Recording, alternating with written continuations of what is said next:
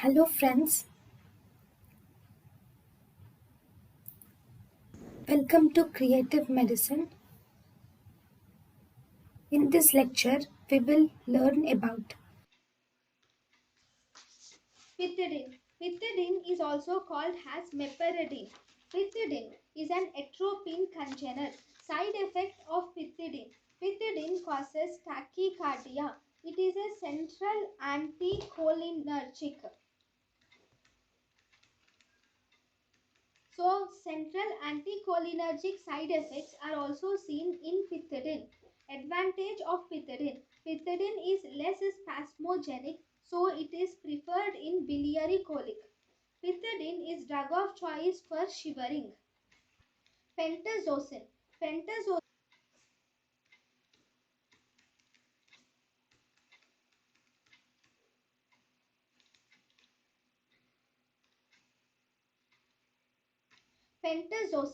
Pentazocine is also called as Fortwin. Pentazocine is an opioid. It has a side effect of tachycardia.